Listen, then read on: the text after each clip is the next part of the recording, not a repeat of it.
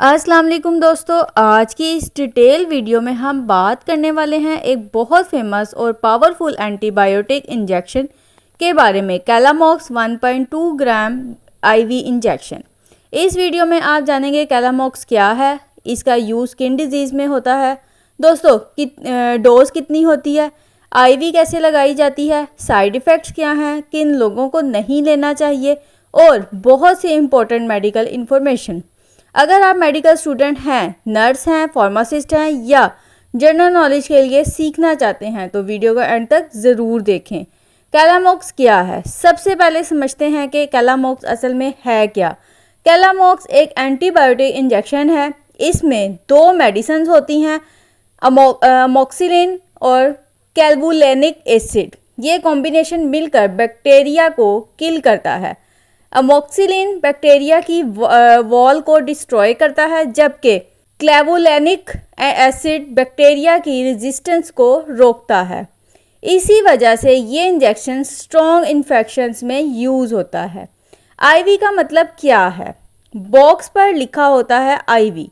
Ivy का मतलब होता है इंट्रावेनस, यानी मेडिसिन डायरेक्टली वेन के थ्रू बॉडी में दी जाती है।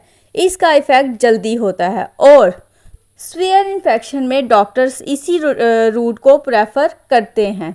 कैलामॉक्स किन इन्फेक्शंस में यूज़ होता है, अब बात करते हैं इसके यूजेस की। डॉक्टर्स कैलामॉक्स इंजेक्शन को कोई बैक्टीरियल इन्फेक्शंस में प्रिस्क्राइब करते हैं।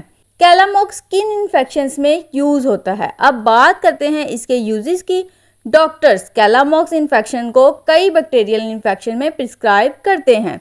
Chest infection, throat infection, ear infection, urine infection, skin infection, dental infection, bone and joint infection, surgical infection prevention.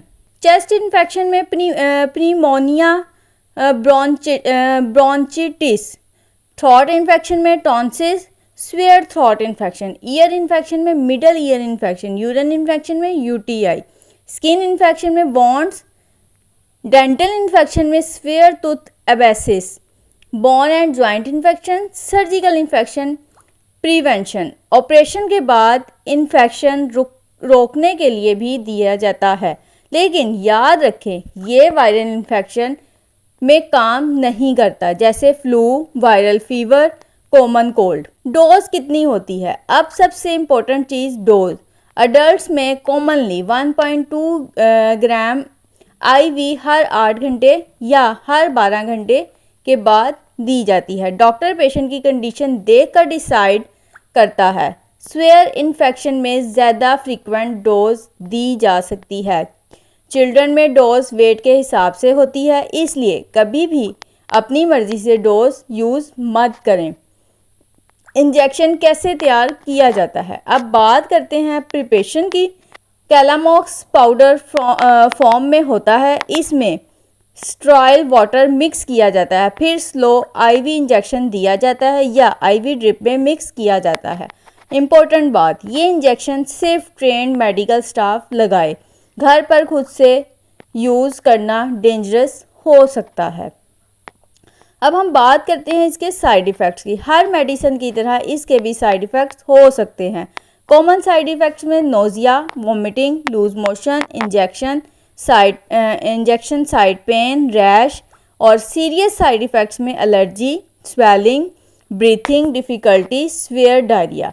अगर एलर्जी हो तो फ़ौरन डॉक्टर से कांटेक्ट करें, स्पेशली जिन लोगों को पेनिसिलाइन एलर्जी हो उन्हें बहुत एहतियात करनी चाहिए।